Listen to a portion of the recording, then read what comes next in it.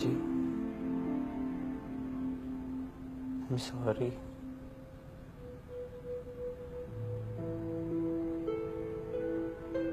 Kung nilakasan ko lang sana yung loob ko nung baka nabuhat ko si Halmoni nung gabing yun.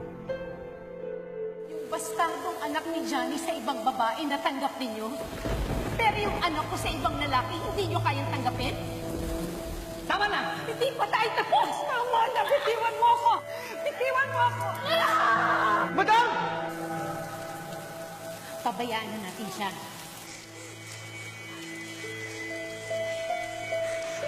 Halmoni, tutulungan ko kayo. Pero sa isang kondisyon. Patawarin mo na ang ama ko. Halmoni, mangako ka sa akin. Patawarin mo ang ama ko.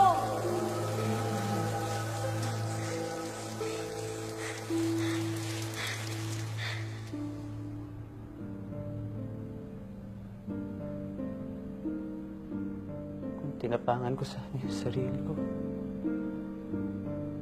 masabi ko na sana sa inyo nun ang mga nangyari. Pero nagawa ko lang pumatok sa pintuan mo eh.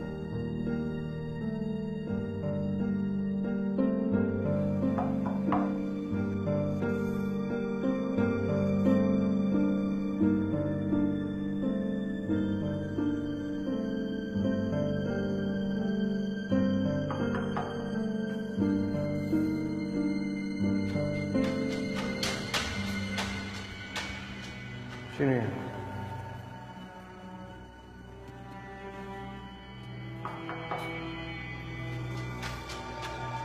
Sino sabi yan?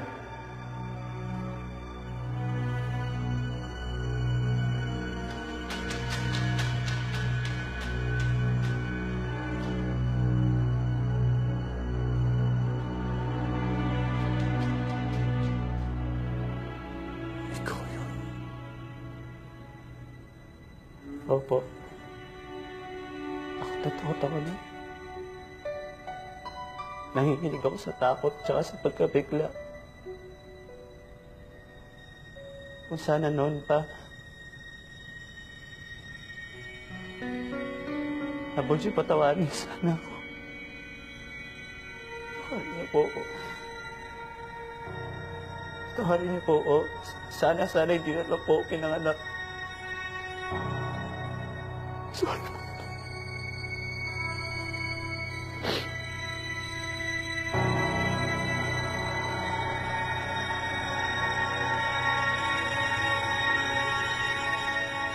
Ang pamilya ko. Hindi ko kakayanin nang wala sila.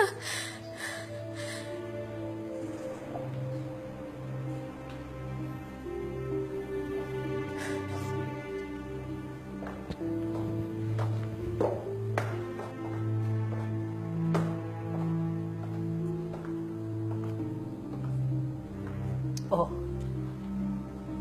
masaya ka na? Hindi ba yan naman ang gusto mo?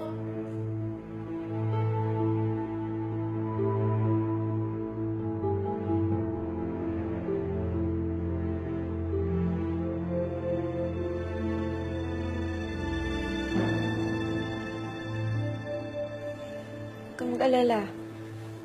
Matatapos din ang lahat ng to. Hindi na ako makakawala sa nakaraan ko. Wala nang pag-asang gumanda ang tingin ko sa kinabukasan ko. Ayoko nang lokohin yung sarili ko. Ayoko na! Hindi totoo yan. May pag-asa pa.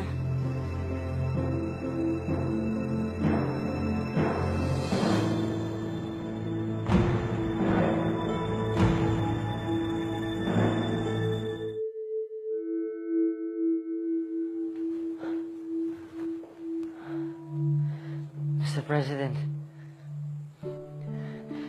nagkamalay na kayo. Nagising na kayo. Tako na.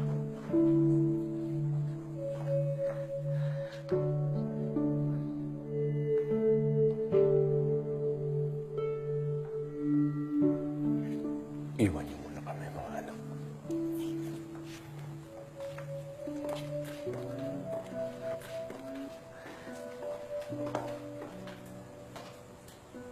Salamat, anak. At hindi mo ko binigo. Lalong-lalo na sa mga panahon. Kailangan kita. Hindi mo ko iniwan. Marami akong kailangan ipagtapat sa iyo.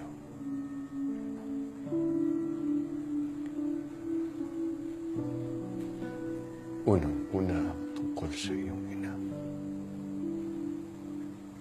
Alam ko na po ang lahat. Siya po mismo ang nagsabi sa akin.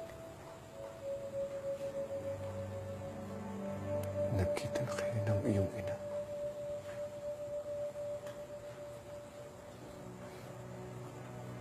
Nagkita na kayo ni Sonia.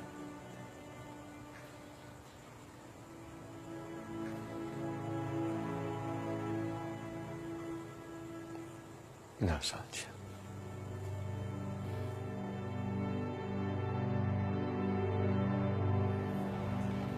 Masaya ako para sa inyo ni Sunshine, anak. Salamat po, Mr. President. Wala na nga ako mahihiling pa. Buo na ang pamilya ko. Pero sana mapatawad kayo ni nanay sa mga nangyari.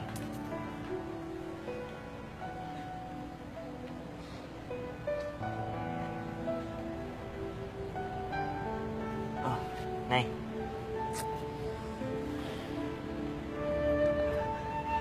Tawagan ko muna si Sunshine. Iwan ko muna kayo.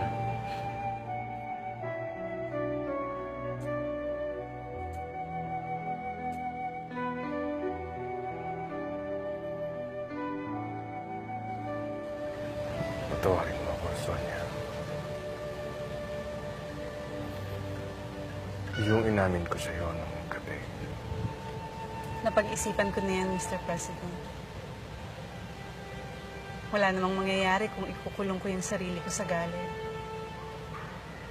Wala ring mangyayari kung may isa na naman akong taong hindi patatawarin. Napakabait ng Diyos para punuin ko ng galit yung puso ko.